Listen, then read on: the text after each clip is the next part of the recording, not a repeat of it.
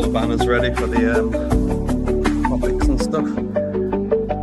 Yes, we've got quite a few things to talk about, one of which were actually even more late than the 10th anniversary of Force Awakens. Obviously, something got announced in December. Yes, it did. And we was wrong with our predictions, but happily wrong for once. Yeah, there's definitely a lot I want to talk about in regards to that, mainly because there was some initial disappointment, but we'll get to that. Is the part where the countdown stops and we pretend like we're just starting the show now, even though we've been talking all through the countdown? Yep. Goddamn right. How you been, brother? Pretty good. I have a job now. I'm employed. Yes, you are. I'm going to get big money. Boy, adult responsibilities, making that coin. I know, so at some point this year, my setup for this show is going to drastically change at some point in the best way possible. Well, you're going to have money to spend on all of your obsessions, which is the best thing about adult money. You take adult responsibility to make adult money to spend it on childish shit like this, and it's the best. But also, it means that at some point this year, I'll change to PC, and at some point this year, I can finally play FOTOR as I was supposed to. It's going to take so long, though, because I've discussed it with you already. I'm going all out on a PC setup. Not only do I want it to be able to, just be a computer. If, for example, when GTA 6 comes to PC, I want to play that on PC at, max settings.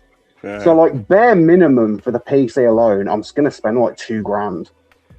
Well, you might have to spend a little bit more thanks to AI, because RAM has gone through the fucking roof since AI took off, because it's just in demand. But the thing that I love about PC compared to console is that if a game comes out and your PC isn't strong enough, you don't have to buy a whole new PC. You just replace a part. Yeah, and you've got it.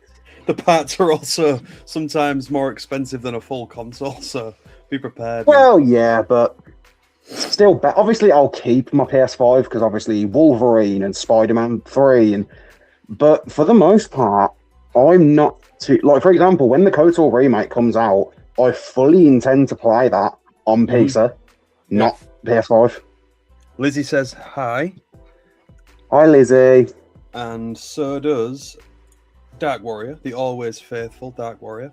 Of course. Every single time. Dark Warrior, thank you for the birthday gift as well that you sent me the other day. It was very sneaky, the way that you did it, and it was a surprise. So thank you very much. Again, did I miss your birthday?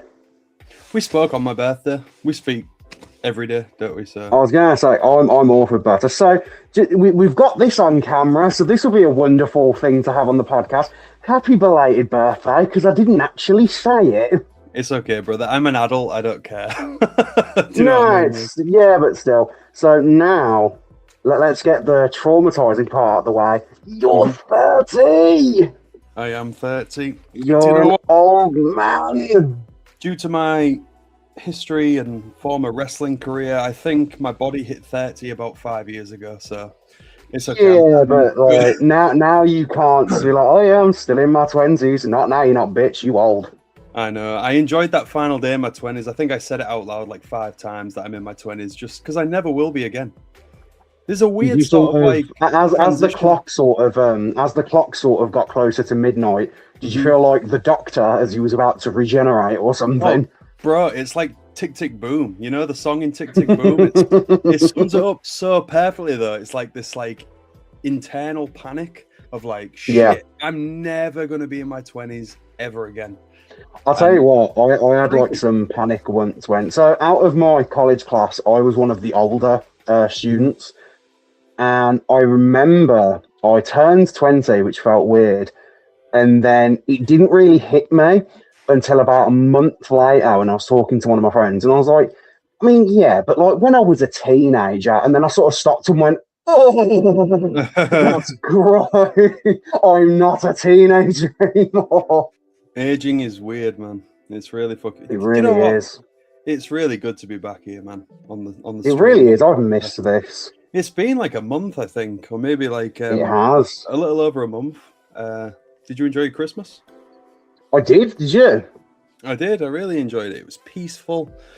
Not a whole lot going on. There was small visits from and to family. That lasted a short amount of time each, just like the right amount of time, and then just peace and quiet with the wife and kids at home. It was blissful. I know you had a busy one, right? Kind of, yeah. So on Christmas Day, we obviously opened presents and stuff like that, but we didn't have Christmas dinner because the way my sister and her fiance do it is that one year they'll have it at his family's, and then the next year they have it at our family's. Right. But in order for them to sort of do both this year, we delayed Christmas dinner until the 26th. So that's when we were able to have like a Christmas dinner with all the family, as opposed to just like barely any of it. In my head, it's like Lampoon's Christmas Vacation, your Christmas, like all the family under one roof. Dark Warrior says he's 47, still young. Yeah, man, 47 is the new 17, let's say that. So now it's the case that, so obviously I'm 23 and you're 30. So it's like I don't know why, but now that you're no longer 29, it feels like there's now such, like the age gap seems way bigger now. Yeah, thanks, mate. I appreciate you pointing it out. You're so welcome. I can't remember if I actually commented this or not, but I'm sure on one of your videos I either wanted to comment or I did comment, should I send you a cane or something? Oh, did I actually say that? Did I actually say that? I almost wanted to, and then I was like, I'm so broke, but I want to take the piss so badly. That Warrior says, remember, you're not growing old. You're not growing up, you're growing old. Thanks. Always try and keep your heart young. It's a good message. It's a good message. It is. I'm so scared for what I will feel like. I'm 23 and I feel like I'm 18 now. Yeah, it happens quick in the blink of an eye, my friend. We've got a few things to talk about today. One of which we wanted to talk about last year, didn't we? Well, yeah, but also, I don't know if we can bring this up yet. It's up to you. What's this supposed announcement that you have? I feel like I have an idea of what it is. I'm not going to say what though. Are you going to do that now, or are you going to save it? Oh, I can do it now if you want. Yeah, this is news to you as well. Let's do it. Okay, I'll say it. 1 second. So, those of you that know that I produce my own I knew it was Mind's Eye related. It's not exactly Mind's Eye related because this one is done now, I guess. I say this one because I did complete a story treatment of my next one earlier on this morning. So I fucking knew it when you said that you got an announcement. I was like, it's gonna be another comic. Yeah. The story treatment is complete. The script isn't written or anything like that. I'm nowhere near the drawing phase yet. Like I said, dialogue isn't written, but the story treatment is. And this one is going to be an ongoing series. So the story treatment for issue 1 has been complete. So I'll be working on that throughout the year and hopefully have it out before I know it. But that's all I can say right now. I don't even have a title yet. I'm not going to say anything about the story itself, but I will say that it will have original characters in this story. What if you called it Vader Eye Mines? I'm a genius. No. No. That reminds me of when I don't know why, but I think it was the first video I saw of you and your wife. And it was thank you guys. It was like, Star Wars impressions, she's really good. Porg. And your wife looked at me in like the thickest accent, was like, fuck off, no. I thought that was so unbelievably funny.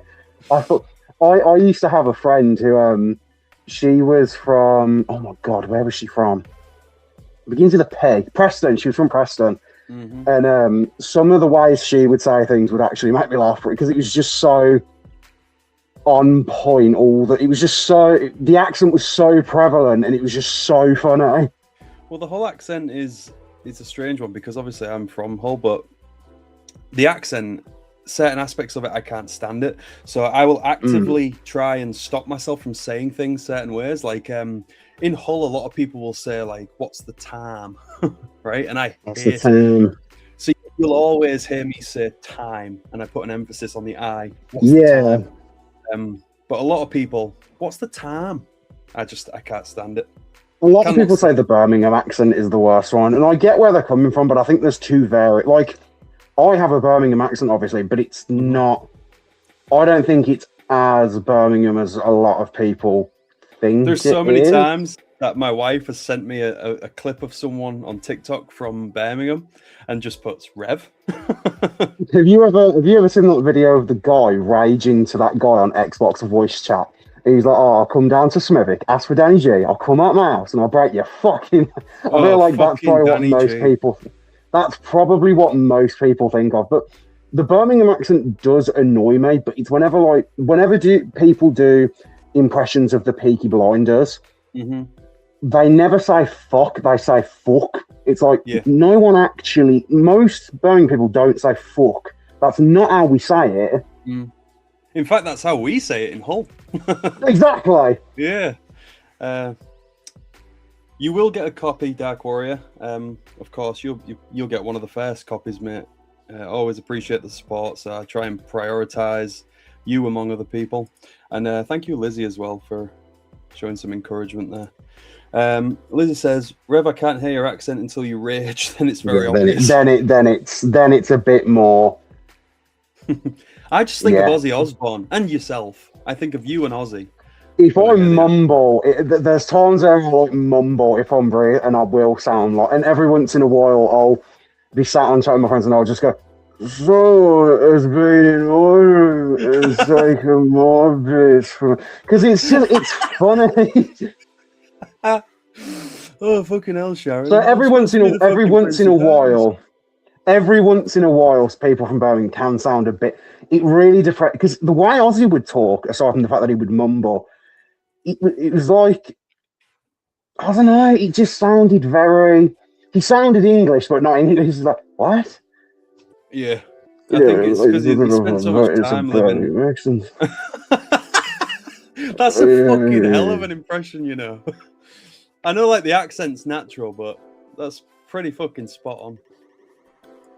I love it. It's great. I think the way Ozzy says fuck is the way most, because Ozzy doesn't say fuck. He's like, "What the fuck is that?" That's how most people say it.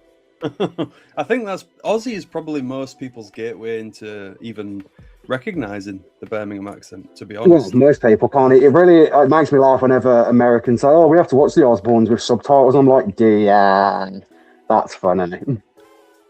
Ooh, I think there's a new option here for the banners. Should we get into the first topic? Let's do it. Let's do it. So this is the one that we wanted to talk about at the back end of last year, but we just wasn't afforded the time to get on stream and do it. We do want to talk about The Force Awakens, and it was the 10-year anniversary, wasn't it, last year? Last month, to be exact. Is that banner going to stay up, or what? Why does it... It's insisted on putting it...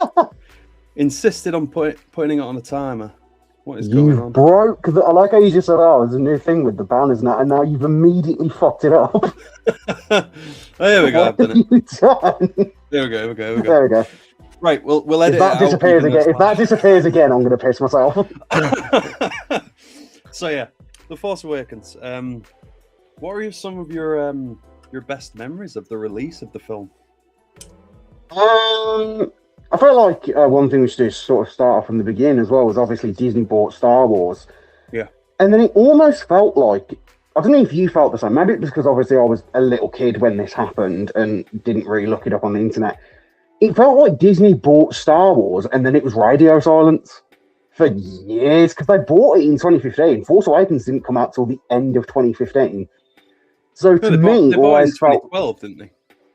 Oh yeah, 2012, and then we didn't get the film till the end of 2015, and I was like, there was multiple times where I was like, is episode 7 still happening? But for me, I distinctly remember, I think my mum picked me up from school, and she was like, "Oh, Disney's making Star Wars Episode 7, and Luke, Han, and Leia are coming back." And I was like, "What?"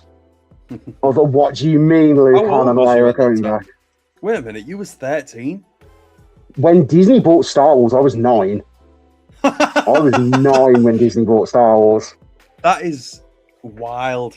That to wrap my head around. Yeah, That's crazy. I would have been. It would have been a few months before I turned 10.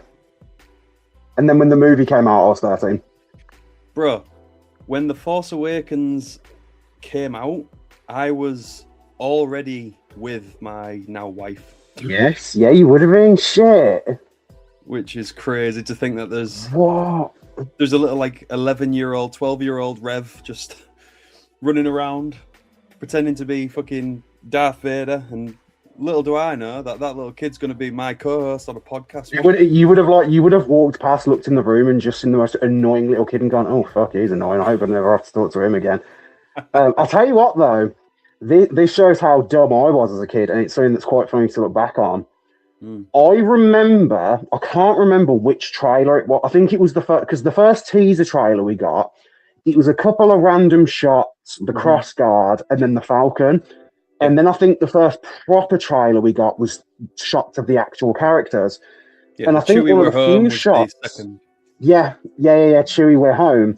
And I distinctly remember watching that trailer, and I think one of the only shots of Kylo Ren that we got was him turning round to freeze the blaster bolt when Poe shoots him. And I shit you not, at that point, little, maybe 11-year-old me sat there and went, "Oh, is that Darth Revan guy from the old..." I was like, "Is that Darth Revan?" Because in that lighting, and because of the trailer, it did look a little bit like him. And I was like, "Wait, is that Darth Revan?" Obviously, it's some not. Inspiration. There's definitely some inspiration on the helmet design. 100%. I think so, but at the same time, I see a lot of people say, "Oh, Kylo Ren's design is a knockoff of Revan." And I'm like, you could maybe make the argument that the helmet is, but not the whole design. Dark Warrior says, "I was older than you are now." I think he's talking about me, which is fucking crazy. Lizzie says she was 16 in college when it was released and skipped today to go see it. Nice. I remember on release day, I made the mistake of not going to the midnight showing. Ooh. So I went the evening after, and I remember being stood there with a pal of mine called Joey. And I remember being really on edge, really tense, because people was leaving screens for that. I've just seen the film. Oh, you didn't want them to talk about it. Yeah, I was like, I swear to God. And here's the line. Here's the funny part of this story that me and Joey always like reminisce on this memory. Is I'm stood there in the cinema, and I said, "I swear, if one of these people leaves the screen and drops a fucking spoiler and thinks it's funny, like if they just stand over there and say, Han Solo dies," and then runs away, I'm going to fucking kill him. And the funny thing is, I was the one that fucking spoiled it, and I hadn't even seen the movie. Unfortunately, I actually did have that spoiled for, mate. So when I was younger, it was my uncle who I would go to the cinema with, but obviously it would all depend on when he was working. Yeah. So I didn't actually see Force Awakens until 2 weeks after it came out. I had to stay off a lot, and then one of my mates who I was not friends with after this happened, he sent me the screenshot of Han being stabbed, and I was like, "Fuck you." So yeah, I unfortunately knew about that. You don't need people like that in your life. That's like serious. Like that's a fighting situation for me. It really is, but at the same time, I think if The Force Awakens was released now, knowing what I know Harrison Ford to be like, I probably would have gone, "Oh, Han's a fucking goner. There's no way he's doing this shit more than once. There's no way." Going back to what you said, he did. Yeah, going back to what you said on the radio silence from Disney, I was just thinking about that then. I think possibly what the case was is they were cycling through a lot of the things that Lucasfilm already had lined up and seeing which direction they wanted to go and what they wanted to still do. Obviously, there was a lot of things that didn't see the light of day, like 13. Yeah. There was a Darth Maul game, I think, that was in development before the purchase. God, that looked awesome. Obviously, I don't think a lot of people realize it, but I do believe that Series 6 of the Clone Wars was actually released under the Disney banner. If I remember. I think so, yeah. I think they'd already made it pre-Disney, but it was released under the Disney banner in 2012. I'm sure it was. It must have, because it would have just been so close to being released. What would have been the point in binning it off? I think this is why it was so short, because it wasn't finished. So they decided to release like a, what did they call it? Series 6 was like what was it? There was like a gimmick to it. What, as in how they released the episodes? No, they had like a tagline on it. It was like Clone Wars Season 6, like the lost episodes or something like that. Let me Google this. I was going to say, this... I don't remember this. The Lost... Let's have a look. Yeah, The Lost Missions. Season 6 is actually called The Lost Missions.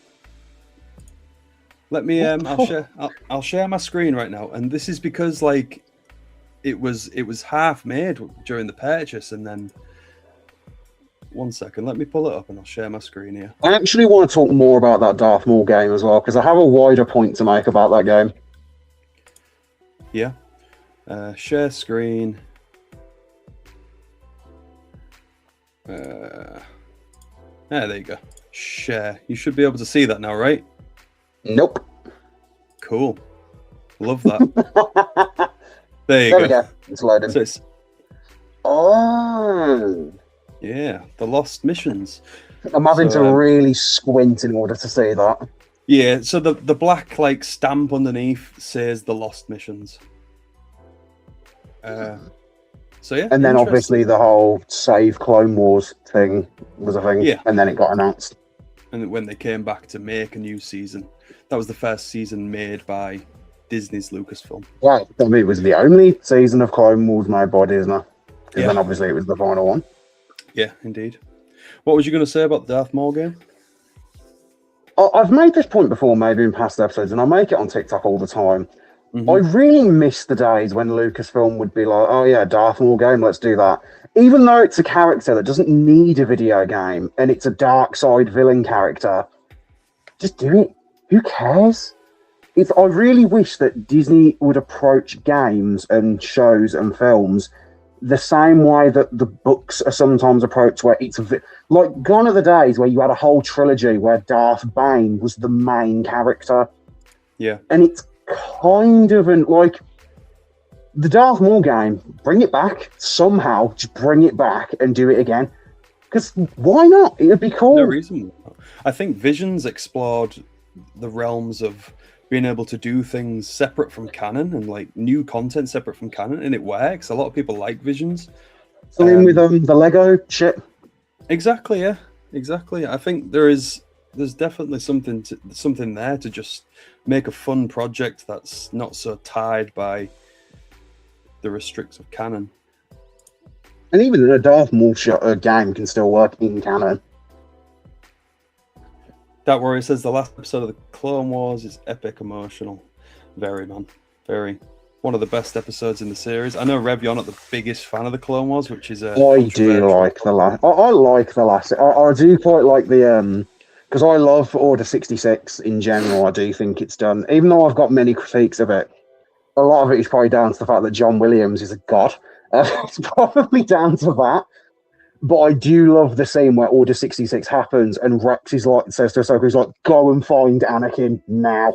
And it all just sort of, shit just hits the fan. And it's sort of a moment where, much like in Revenge of the Sith, the words execute Order 66 are said.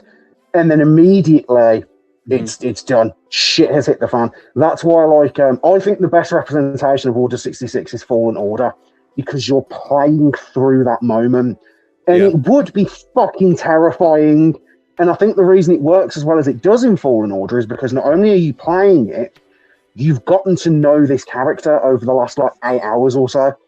Yeah. I think that's why it works a lot more. And it's also just, it's very inspired by a certain event in our history in the last 75 years, I think. Well, it's definitely, which is what it should be. Every time it happens in a new project and we see a new point of view of it, a new perspective, it always hits, doesn't it? No matter whose perspective it is, it always hits. They do like to touch on it a lot, though. I will say, and you got to They go really careful. do. Hopefully, less is more. hopefully, when a certain someone potentially replaces Kathleen Kennedy, we don't have to see it in every single project that comes out. Well, But yeah, who knows? that is one of the topics of the day. It is. Have you I anything just else to wanna- say on The Force Awakens? one more thing, I would just like to say that final trailer that we got for The Force Awakens is the greatest trailer ever made for anything. Final trailer. The one where like it was like the last big one that we got, and it's the one that ends with Maz Kanata saying, "The Force, it's calling to you, just let it in." And the music in it opens with Rey on the Star Destroyer in a scavenger outfit. Yeah, that is the greatest movie trailer I have ever seen. I'll go back and watch it all the time. I think it actually changed the mold for like how trailers are made. Did that movie, because like Good. the trailers were so fucking spot on. And do you know what? So is the movie as well. I'll fight anybody. Like it's fine. I think Force Awakens is fine. I really like the movie, man. I think there's enough different. They definitely went safe with the plot, and there was definitely trying to remind us of A New Hope, obviously. Which is why I kind of just say it's a fine movie, because if I'm given the choice, I'm never going to sit there and go, I really want to watch The Force Awakens because it's so similar to A New Hope story-wise, and I prefer A New Hope. Why would I just not watch A New Hope instead? Like, it kind of takes away from Force Awakens.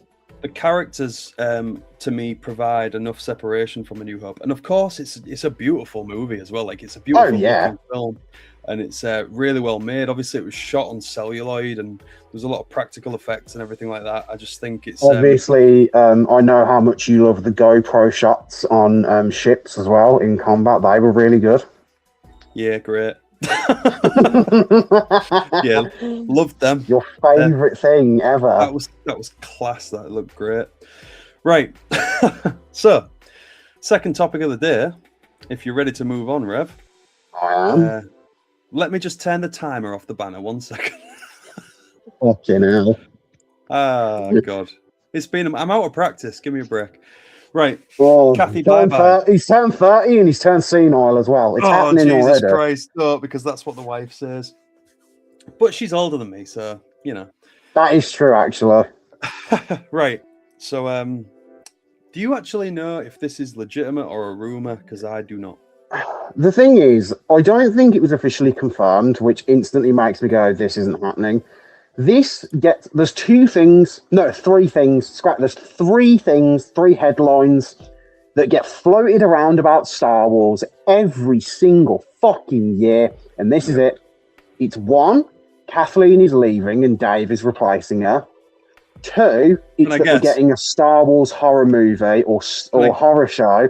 What do you think the third one is? The third one is retconning the sequel trilogy.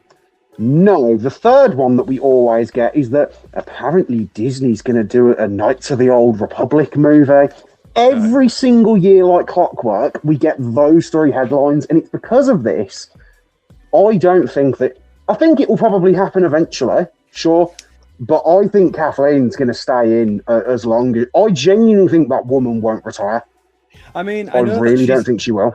She has actually said out of her own lips that she does want to go out, but she wants to go out on a win and leave it to the future. Yeah.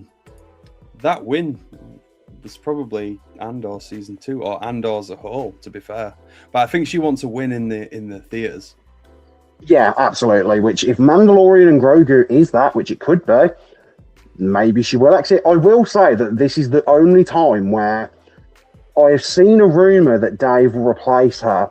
And I've actually been like, okay, this is fine, because it will be Dave and someone else. I can't remember her name, but it's not just going to be Filoni, which is instantly better news than we've gotten already whenever this article gets fucking thumbed about the community for ages. I agree with that. So, because don't put Dave Filoni in charge of stuff. Don't do it. Don't do it.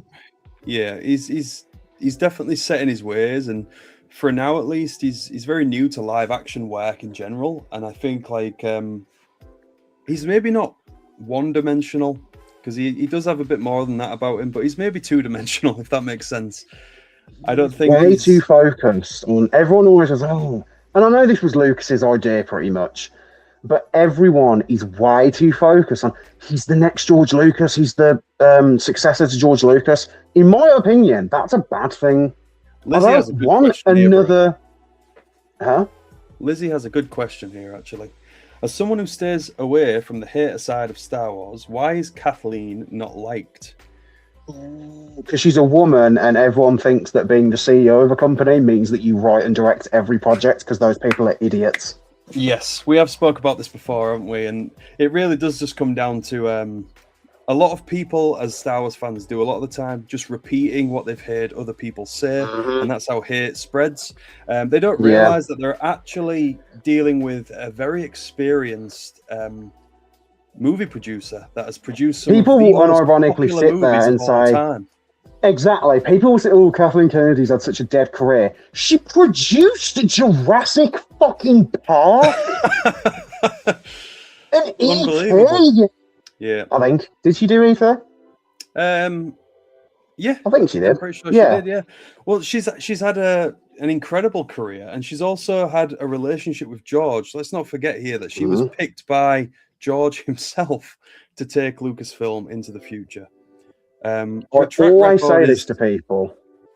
Whenever they say that Filoni should replace Kathleen, this is, despite how I feel about Dave Filoni, this bit's the objective truth that even I can't deny. Kathleen Kennedy is a businesswoman. Dave Filoni is a filmmaker. Yeah. Those are two. As much as I do not like a lot of Dave's work, he is where he should be because he is doing his profession. That is what he does. Kathleen Kennedy is not a director. She's not a storyteller. She didn't write Book of Boba Fett. She didn't write The Acolyte. She didn't write any of those shows. I feel like a lot of we've had this discussion on the podcast as well.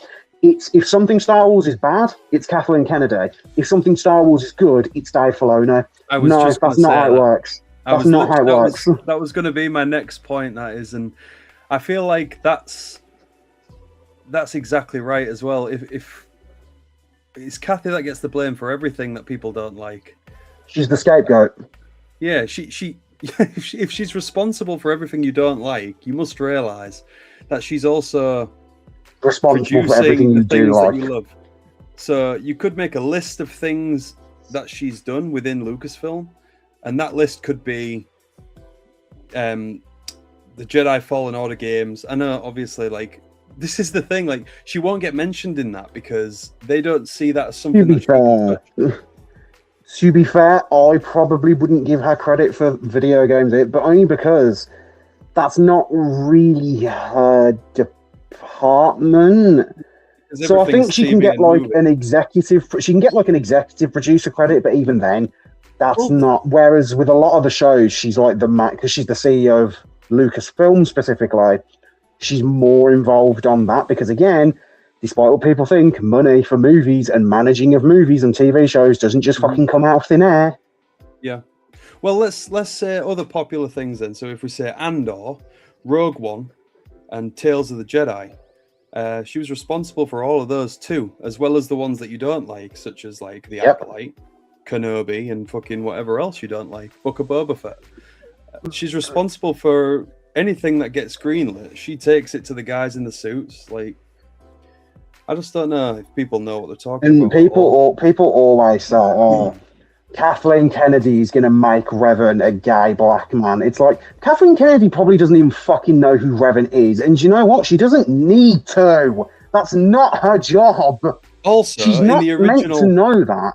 In the original KOTOR, as the player, if you wanted to make Revan a gay black man, you could. Could you be a gay dude in KOTOR 1? I don't actually know if there was any romantic options with a guy as a dude. Maybe you could, but who knows? It's an RPG. If you want to think of him as gay, you can. I mean, don't get me wrong. I know that the original KOTOR allowed you to pick, and for me, because it was set in canon, that Revan is a dude, the Exile is a woman. That is, in my opinion, how it should stay, because that is how it was established. That's just how it is. That's been set now. But it annoys me when people go up in arms. Like, people were being quite racist when Rosario Dawson was cast as Ahsoka. It's like, Ahsoka's orange. It doesn't matter who fucking plays her. She's a fucking orange alien.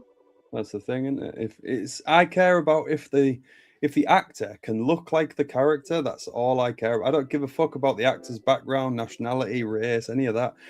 If the actor can look like the character, like a faithful adaptation, perfect. It's like if the actor looks like the character, but that actor's name happens to be Keanu Reeves, and that actor is in the running for the role of Revan, maybe don't give it to him, because that's bad.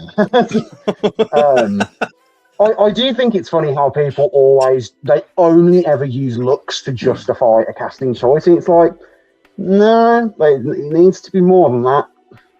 Oh yeah, of course it does. The person has to have a quality about them that portrays the character well. Obviously, I feel like this is just like obvious unspoken shit that people just can't wrap their head around. Yeah, you're expecting common sense to be in the Star Wars fandom. You're throwing your fucking coin into an infinite wishing well there. Yeah, absolutely. Ultimately, with Kathleen leaving or not, would you personally like to see her stick around, or do you think maybe a changeover is the best thing for Star Wars? What's your opinion on it? Well, I think a changeover is the best thing in the sense that I do think at the minute Star Wars is, even though I've liked the majority of what's come out in the last 5 years, Star Wars is stuck at the minute. And I think one of the reasons for that is actually more because of Dave Filoni.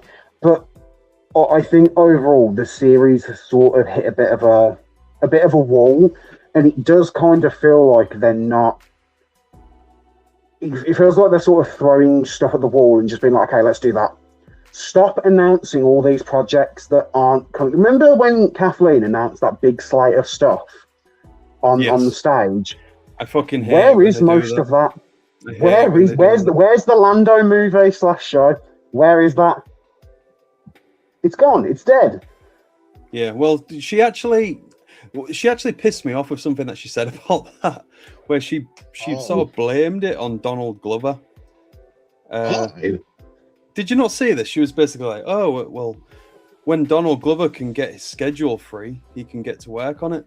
That's fine. Stuff like that I just read as a fucking joke. That's fine. Well, if anything, depending on how it's said, was it like something she said out loud, or was it like a written quote? No, I'm not saying like anyone should be offended by it or anything like that. I'm not saying that. I'm just saying like my reaction to it was, hang on a minute, like maybe don't fucking announce it before the writing process starts. Do you know what I mean? Like, why do we, the audience, know about it if it doesn't even actually exist yet? I feel like, again, this neatly ties into another topic about announcing things when they shouldn't be announced yet. Yeah. Absolutely. Being announced a little bit too early. Over the last 5 or 6 years, it has been Lucasfilm's favourite thing to do, is just announce whatever idea gets a green light. But there's also multiple parties to bring. Like KOTOR being announced as early as it was, that was Sony's fault, not Aspire's or Lucasfilm's or whatever. Yeah. But then other stuff like that fucking Dave Filoni Heir to the Empire movie. Why did you even talk about that? No, we don't even have Ahsoka season 2 yet. We have so many shows and movies to come that's going to lead us into that. Like 2 of which come out next year, but like that's like a movie and a show that we haven't seen yet. That's going to get us to the point where that movie can even. To be fair, 2 of them come out. 2 of them come out this year. Yeah, I meant this year. I forget that we're in 2026. Jeez, senile. Yeah, this year. Hey, I got a new calendar. I got a new calendar. Oh. AI safe. I have one. I have one like a Doctor Who one lying around somewhere. Oh. It's nice. It's like comic book style art on each page. Oh, that's cool. I like that. It's an original I might come and steal that. I'm gonna hang that after the stream. Where are you going to put it? There. Just there. The only gap in the room. There. It's going there. Honestly, the fact that at some point this year, I won't have a Star Wars room. That obviously, it won't even be a Star Wars room, but that I will have like a collector room that actually looks somewhat professional. Like yours looks really good. Mine is a complete clusterfuck, I think. But the fact that this year it's going to get a bit more organised and more uniform, I cannot wait. It just looks like a nerd crash pad, bro. Nah, this is going to get like the whole idea. You can't see it, but this wall that's next to me, that is just going to get lined with cabinets to put stuff in. Like, and there's certain things. So obviously, the Darth Malgus Hot Toys coming out this year. I really want to get that, and I want to get his lightsaber and put them both in a cabinet and have like the Deceived novel underneath them or something. Just something like that. I would probably do the same if they ever brought like a Bane Hot Toy out. I'd probably do the same thing with those 3 books as well. Yeah. I got to figure out where I'm going to put my Darth Bane 3.75 figure. Because... Oh, you'll find a place. I'm reluctant, though, to put him on the Old Republic display because he sort of symbolises the end of that era for me. I mean, yeah, but also he's still... his story is after. Do you know what I mean? Because to me, once the Sith are defeated and, you know, extinct... What? Look, everyone, look, quotation marks. They're not really fucking extinct, right? So once they're extinct... I feel like that is the end of the Old Republic era. Don't you? Like, yes, but I feel like the sort of... Obviously, I'm bridging canon and legends now. One props I will give to the High Republic is that there's now a distinct end for where the Old Republic can stop. Yeah. Which I think is good. I think it helps differentiate it more. As for legends, I would say that the Old Republic ends... Because the Bane trilogy is 1,000 years before. Yeah. I think so, let's say 800 years. 800 years before... Yeah, give it another 200 years. Well, that helps me display the figure, to be honest. But just to put me, him up there. I always find that like the trilogy starts in the Old Republic, and then once the Jedi think that the Sith are defeated, when the thought bomb goes off and kills the Sith, I believe like that's the end of the Old Republic. I really do think that thought bomb scene, it probably could be translated to live action, but I don't think it'll quite. I thought the whole thought bomb stuff was fucking horrifying. Like, I knew it was going to happen because I knew like the sort of notes of what happened in that book. But it's just the fact that the ritual happens and Hoth gets there and Khan just goes, "Welcome, Hoth," bang, and that's it. It's there's no like. Obviously, Giffany tries to run away, but Hoth doesn't. Hoth doesn't get chance to run away. He just goes, and that's it. It's done. Yeah. I remember the feeling of reading it for the first time, and just being like, stopping in my tracks and just being like, "What the fuck?" Did you read those books when they came out? No. Ah, okay. No, I didn't. I was late to the party with that trilogy. I don't know when it came out. You think you fucking were? Yeah. To my knowledge, Path of Destruction was 2006, Rule of Two was 2007, and then I think Dynasty of Evil was 2009, but I'm probably wrong.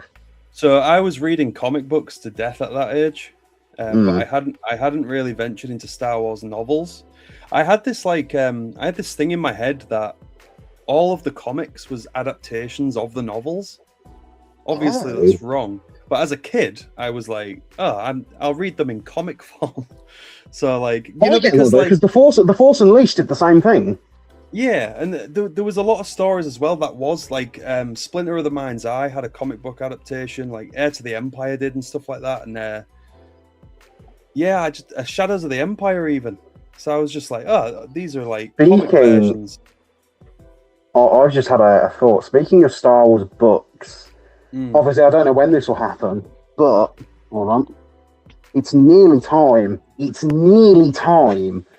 Nearly. Brother, I'm telling you, there's some characters in that story or in those stories that I just know that you're going to love.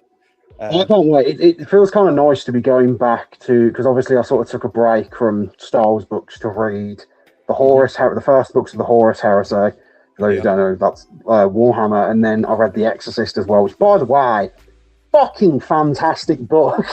Yeah. But it's really exciting to be like, the next books I'm reading, I'm going back to Star Wars. It's just, it feels nicer to be going back to that. I'll drop a couple of names on you that I just watch out for these characters because I think you're going to love both of them. And that is Marchion Ro and Loden Greatstorm. Loden Greatstorm is a candidate for one of the greatest Jedi to ever live. He's a fucking spectacular character. You'll really enjoy those books. You really will. I'm so excited to get into them, which again, me from 6 years ago is like threatening to punch myself in the head for saying that. But yeah, the thing with Star Wars is that like every once in a while I think it is good to take time away from it, just because obviously because of the content we both make in particular. It's just Star Wars all the time, which I think can be both good and bad. Yeah. So it's nice to be able to say, no, my next few books are going to be horror or it's going to be Warhammer related, and then be like, swing back around a few months later and be like, hey, let's get back to reading Star Wars again. For me, I work in a Star Wars is life sort of way. Yeah. I really do let that lore consume my life, but I love it, and I love to soak up as much as I can. I reread things, I rewatch things, and I take different aspects of it every time I do reread it or rewatch something, and I just like to try and soak up as much of that lore as I can. Oh yeah, it's like you just absorb it like osmosis. It's like Nyla straining Qatar, but you're just consuming Star Wars knowledge instead. Exactly. That's how it should be, and I think it's always fun as well when I love whenever someone, whether in my life or online, asks me about like they need help with something Star Wars, and I can just be like, trying to dust off like I can talk about this. It's not like a big secret or anything. You already know. When I got that video collab offer from Darth Veritas, I was like, and because it was about Old Republic stuff as well, I was like, oh shit, low-key, I've made it. Like one of the biggest, but he's got like nearly 300k followers. What does he? So it's like, Jesus, one of the biggest fucking creators in the Star Wars fandom at the minute has come to me for Old Republic stuff. That's class. So that felt sort of, it felt very uplifting, that did. But being able to just get Star Wars lore and just take it in and then use it in just discussions or debates or whatever, makes you feel like a really old lore master. Not lore master, that term's cringe as fuck. Yeah, I don't like it. It makes you feel like a Jedi sort of like keeper of like texts or a Sith in my case. I remember when my friend who I showed Star Wars to last year, she was like, when the kids want to learn about Star Wars, I'm just going to drop them off at yours. And I'm going to be like, yes, I'm going to walk out with like a massive cloak over my face, sort of hover with like a cane, and I'm just going to teach them about the Force. There's people around me, like friends and stuff, that I don't see often or anything like that. Just like acquaintances from passing or whatever through life, and whenever anything relevant to Star Wars like pops up in their life, like they'll just reach out to me with a message or something like that, and just tell me about it. And I just think that's funny. Like I'm just so associated with Star Wars in their mind that they see Star Wars and they think me. Like one of my friends who he's seen all the movies, he's seen some of the TV shows, but he doesn't replay the games. He doesn't read that. He's sort of like he loves the original trilogy, but he loves them as movies and not this big epic universe, which is fine. Because I always say that I think with a lot of things, especially with the films, I look at them as a film fan, not the Star Wars fan bit can sometimes come after. Sometimes it doesn't. But yeah, every once in a while he'll message me and be like, "What the fuck does this mean? Well, where is this from?" And I'm Yeah. like, "It's from this, this, and this. Go read it, play it, or watch it." It's weird because like I obviously take in as much lore as I can, like I said, and what that means is I have a bunch of knowledge around like certain scenes in the movie and stuff like that that I can apply to the film. So sometimes when I'm watching something, I have to choose how I'm going to watch it, if that makes any sense. Like which No, it thought does. process am I going to apply? Like when I'm watching Phantom Menace, I can do that from a plague, the Plagueis novel.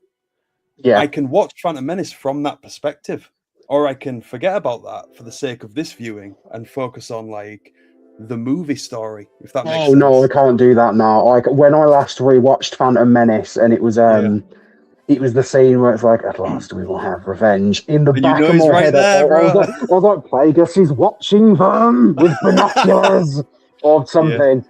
Or like, I did a video about how the Darth Vader trilogy makes the Sith's return in Phantom Menace better.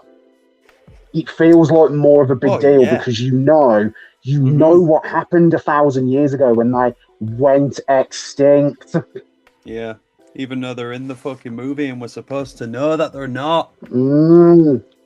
Unbelievable. Fucking idiots. Anyway, final topic, and I feel like this is a favourite of yours for some reason. I've got an intuition that you. It wasn't my favourite for the first 24 hours it was announced, but yeah. Right, let's talk about it. Fate of the Old Republic, brother. I'll leave you the floor to start us off. This is your forte right here. Okay, so in the last episode we were discussing whether or not they were going to show Knights of the Old Republic, and then about half an hour, I think, before the Game Awards started, Kurakassis, the leaker, tweeted, "By the way, this isn't Knights of the Old Republic," and obviously, I was a little bit annoyed at finding out that little fucking revelation. So my initial reaction to the trailer wasn't actually that good. I was actually Lizzie, who's in the chat, I was watching it with her, and the trailer ended, and I just sort of leaned back, breathed in, and went, "Oh, yes!"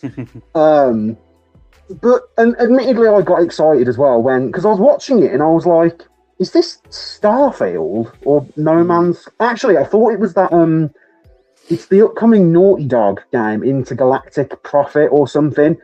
And then when the character went down the ramp and you saw like the smoke come out of it, I was like, "Okay, this is clearly Star Wars. It's probably Eclipse." When I saw that goddamn Interdictor cruiser, I leaned forward and went, "That's Malik's ship. That's Malik's ship. That's Malik's ship. That's Malik's ship." And then obviously the reveal happened, and I was actually pretty pissed off the whole night. Really? Because I was like, "What?" Because I was like, "Why are you announcing this?" Yeah. When you haven't given an update on the other Old Republic game that you announced. All this has done is create bad press for that game.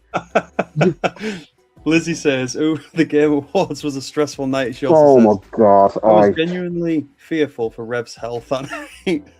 I had palpitations. I was angry. But obviously we then got the details that it's a spiritual successor. It takes place at the end of the Old Republic. What? Dark Warrior says, "LOL," but he's normally so in control of his emotions. Namaste, bitch. So initially it's me that's getting irate, and Rev's just so stoic all the time. I'm so calm and chill. Even when I'm trying to talk calm, I sound so aggressive. Yeah. But yeah, I was initially pretty disappointed because I'm biased, obviously. KOTOR is like my favourite piece of fiction on the planet. So I was actually fairly pissed off. And then the more I thought about it, because obviously I had to do a video on it, I was like, you know what? No, this is a good thing because this is a chance for me to not put my money where my mouth is. I don't think that's the phrase, but to finally sit there and be like, "Oh yeah, Disney has actually given me exactly what I asked for."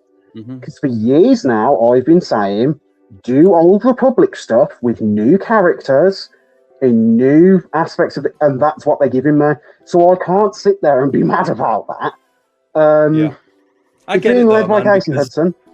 It's like we were saying earlier about the announcing things prematurely. Like, it is I'll frustrating. get to that. I'll fucking get to that. I'll defend it, but I'll also be annoyed about it because there's two ways to go about that. But it's being led by Casey Hudson, who did that is the best news about the whole thing to me. KOTOR. He's fallen off a little bit with Anthem and Mass Effect Andromeda, but I'm going to put that more down to EA being the culprit there and not him. Yeah, I still think he can return to the mindset though of what he was in when he made the first KOTOR. And Chris Avallone, who made KOTOR 2, I didn't agree with the statement he made, but he said Casey's idea for KOTOR 2 was better than mine, which I think is high fucking praise, given that I think Avallone made the best Star Wars story ever. So that gets me excited. What doesn't get me excited, granted, these rumours have been squashed, kind of. It's like a pattern, isn't it? An Old Republic game gets announced, and then the next day there's a piece of news that just ruins it for everyone. So with this, it was then revealed that, according to, Jason Schreier, who has never done anything wrong in regards to Old Republic games of the last 5 fucking years, he recently came out and says the game's not coming out till 2030. The company's completely new, which is true, that the company has only just started as of last year. Casey Hudson then came out and said, whoa, it will launch before 2030, don't worry. If that launches in 2029, fine. That's only 3 years away. I can wait that. And the remake will come out before then. I'm adamant about that. But the thing is, it's a similar situation to Star Wars Eclipse. A lot of people say, why is Star Wars Eclipse taking so long? Because the trailer for Star Wars Eclipse and the trailer for Fate of the Old Republic is essentially Casey Hudson and Quantic Dream who's making Eclipse. They're trying to recruit, aren't they? That's what it is. It's a trailer to say, look what we're making, come and join our project, let's make this game. That's what it is. I get it, but as a fan, it's really annoying. Stop announcing things too early. But overall, the things that you're announcing end up being things that we really look forward to and we really want, and we know the track record of things that don't see the light of day, so it creates the stress that wasn't there before. Exactly. And I would also like to address, because the idiots have gotten out of their holes and come out and said, the game's going to be woke because the character in the trial is a woman. Two things here. Old Republic era is responsible for the best female characters in Star Wars, and also all of the marketing for KOTOR 2 had a male exile, and canonically, the Jedi exile ain't fucking male. No. It's going to be an RPG. It might have Disney might sit there and go, whoa, you have to have a set character because we're so strict on canon because we're dickheads. I don't think it will. I think it will have character customization. I think it will have light and dark. So I really do think this will be a true Star Wars RPG. And the thing is, let people be excited. It's the first new Old Republic project since 2011. KOTOR Remake doesn't count. That's a remake of a game. This is brand new. It takes place at the end of the Old Republic, which there's some story implications there, which get me very excited. And also, there's been some not rumors, but some theories that they will use this game to put the Old Republic in canon and bridge it to the High Republic. I really don't want them to do that, just because, like I said, first Old Republic game in 15 years, let it be an Old Republic game. Don't bridge it to another era. Don't do any of that. Just have it be its own. People have been crying for the Old Republic for years. Give them the Old Republic. And, sorry to disappoint some people, that shot of that Star Cruiser in the trailer, that's not going to be in the game. That is there because it is KOTOR iconography, not because it will be in the game. There's no way that you can have Interdictor-class Star Destroyers exist in 4,000 BBY, and then they're still alive in they're still there in 1,000 BBY. I don't think those ships are going to be in the game. I just think it's a way to show some iconography of that era and get people excited. Possibly. Hold on. Oh, I'm done now.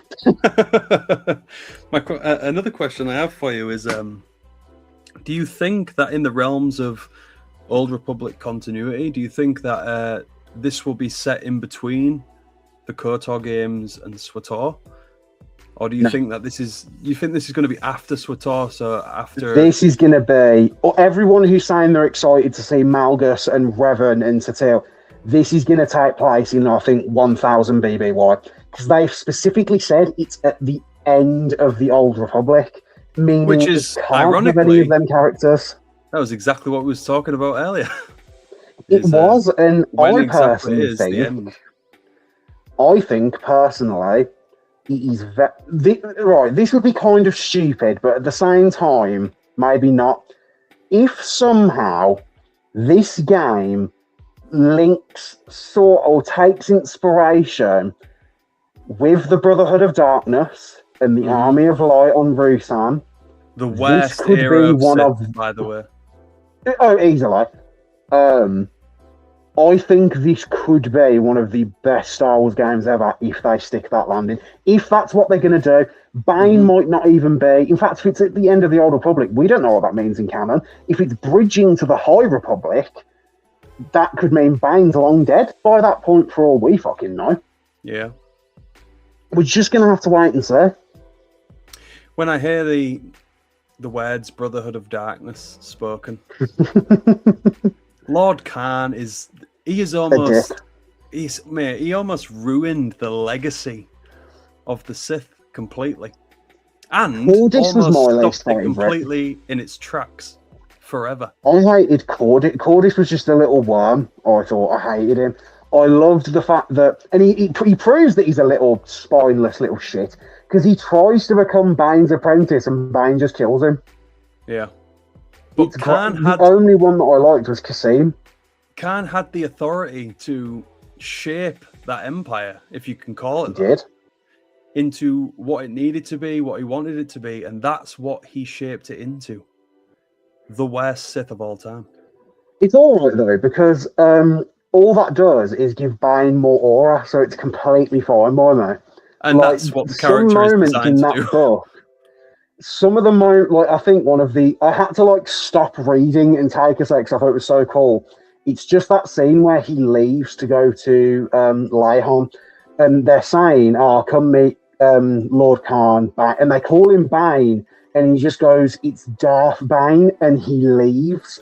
That is one of the most baddest fucking moments. It's a little bit cheesy, sure, but it's awesome. It's Star Wars dialogue at its finest. It's fucking brilliant. Oh, I love that book so much. He's just the best fucking writer. I also love that a lot of people say, who's the most relatable Star Wars character? Is it Luke? Is it Anakin? Is it Han? No, it's Darth Bane, because he sat there thinking about his fucking Sith crush, and then his master gives him a lightsaber, and then he completely forgets about her because he wants to play with the lightsaber. Most relatable character in fiction. So true. God, I really want to reread. My uncle often says he's like a massive Resident Evil fan, so obviously we talk about Resident Evil. And anytime we talk about the Resident Evil 2 remake, he's like, even us just saying that, I want to go and replay it. Anytime we talk about Path of Destruction, I want to go and reread Path of Destruction. Yeah. Even the bits that should be boring and draggy. They're great. Like the Sabak game, it's Sabak that they play, right? Yeah, which I tweeted. I put on my Instagram story when I first read it. This is like okay, maybe not 20 pages. That might be pushing it. But in the book, in terms of reading, it's like a 15-20 minute section of them playing a fucking card game, and it's never boring. It's captivating. It's brilliant. He's just it's a so fucking well genius done. writer. I so admire the guy's work. It's such a good book. Yeah, it is. And now I want to fucking reread it. What are your thoughts on FOTOR?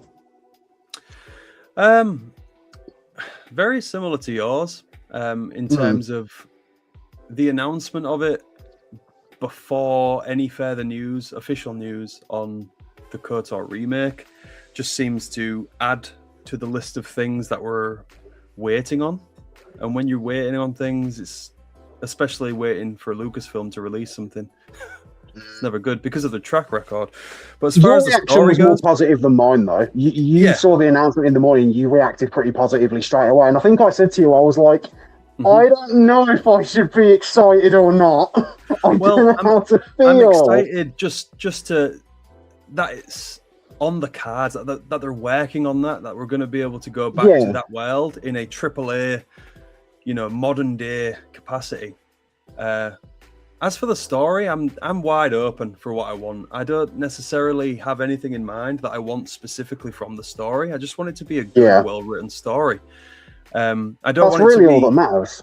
Yeah, of course it is. I don't want it to be cheap in the way of like references and like, like cheap links to the old KOTOR games. Like, just tell a good story, and if it exists in that continuity, it will fit if you just tell the good story. You don't need to force the link. We all know, anyone that's excited for the game, we all played the original games. So we'll do that work ourselves. We'll link it to the originals ourselves. I think from what I've seen, granted I've not played it that much, but I've seen other people play it, SWTOR definitely has a bit of a fan service issue, and one of the ones that sticks out from what I've seen is that you can visit the crash site of the Endar Spire. And it's like, the thing fucking disintegrated. How is there whole chunks of the Endar Spire here? It's pretty fucking cool. It is pretty cool. It looks really cool, but I'm sort of like, this defies logic. It's like the Death Star being on that planet in Rise of Skywalker, but the old Republic version of it. Yeah. Absolutely. I'm currently, I have a Jedi Consular character on the go in SWTOR. One of my favorite stories. I sort of teased a little bit of the story with you the other day, if you remember. I talked about the Plague Master and all that stuff. It's some real good stuff, real good lore stuff. And this year I'll be getting to it. Oh, man, we're going to do so many operations together.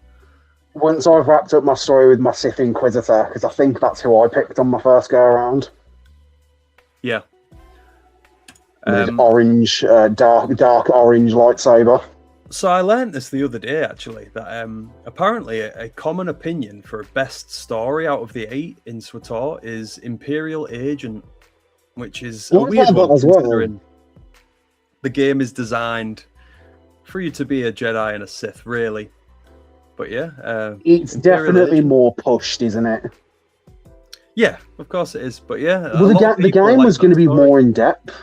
When the game was being developed, it was going to be more Jedi, Sith, and then there was going to be more factions, basically. But then, if you really look at it, it's Republic versus Sith. All of it is.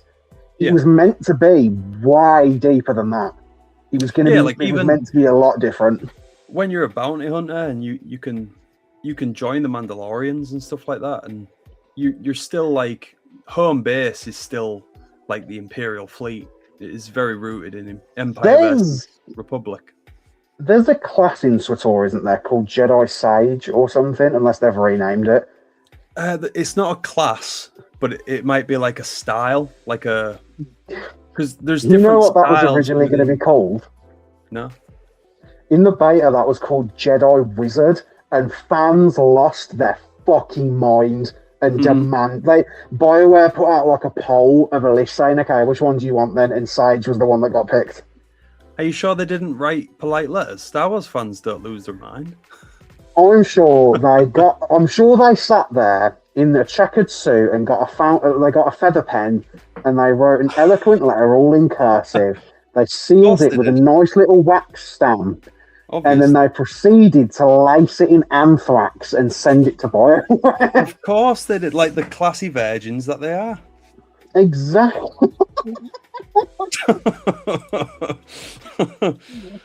But yes, SWTOR is the one of my way we insult people is so different. We just go with the flow. It's great. But yeah, SWTOR is one of my favourite Star Wars games of all time. The old KOTOR games are some of my favourites. The world in SWTOR is actually my favourite open world in any Star Wars game. Again, from what I played, it was so good. It was just fun to walk around Korriban, which I know you can do in KOTOR 1 and 2, but the way KOTOR 1 and 2 do it is, with KOTOR, they're not open, they're levels. They're not I think the They're biggest linear, but you have planet the in option. KOTOR. Yeah. I think the biggest planet in KOTOR 1 was probably was it Manan? I think Manan, yeah. I think that is probably the biggest one. The way your accent says Manan is hilarious. You say Manan, and I just think that sounds fucking. Oh, it's Manan. But yeah, SWTOR is just so huge, and the galaxy map itself, the options of where you can go, and then each map is fucking ginormous. It's just so much. I love the fact that like world. If we were in like the same server together, we could sit and be like, oh, yeah, where are you? I'm on Manan. Where are you? I'm on Korriban. We can just be on polar opposite sides of the galaxy. Yeah, and then we'll be like, oh, bro, I'll meet you in the Balmora Cantina. Yeah, exactly. Like, oh, yeah, rendezvous for drinks on Alderaan. Like, stuff like that. Class. Bring Let's the go jukebox get token, pissed bro. on Lehon. So good. I can't wait for you to get the PC up and going, man. Because like the fact that I will spend $2,000 on a PC, and the first thing I will boot up is a fucking MMO from 15 years ago. The very first stream that we do, episode of the HoloNet podcast, where you have a PC, we'll play SWTOR the entire stream. I had an idea years ago where I didn't end up doing it because obviously the laptop's a bag of shit. I wanted to do something called SWTOR Sunday or SWTOR Saturday, but whether or not I still end up doing that, I don't know. Be so good. There is the thing is with SWTOR as well, like some of the like heroic missions and the flashpoints and stuff like that, like you ain't getting through that shit without help. Like it doesn't matter what you do, you need a mate. It's definitely true to its like MMO roots. You need help to get through some of these sections. Obviously the story missions and stuff you can do completely on your own, but some of the side quests are challenging. If you're going to do it on your own, you're probably not going to make it. One day you're gonna get a text one day, and it's gonna be my character stood outside of the Foundry Revan fight, and I'm just gonna send that GIF of Kylo Ren going, "I know what I have to do, but I don't know if I have the strength to do it." I hate that. This is one thing that kind of bugs me about RPG sometimes, is that like you can't, because of the way the game's made, you can't side with Revan in that argument, which is annoying because I really would. Yeah. Even though I do actually think. Can't believe I'm going to say this. I think in that instance, and also on Yavin in the expansion, Revan is very much wrong.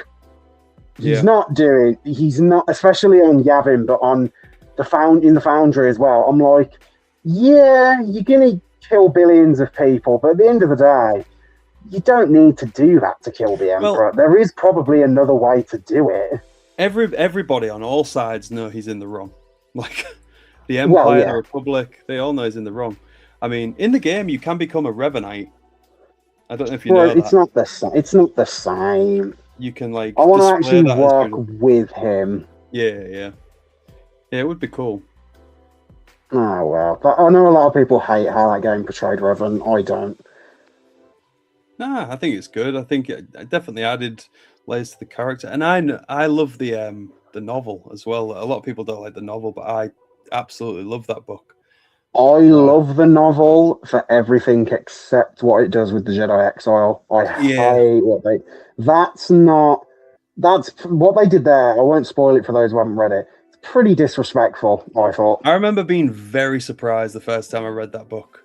At the moment that you're talking about, like I was very taken aback and didn't expect it. Even getting rid of that scene in particular, it takes Mitra / the Exile and kind of strips away that she's her own character.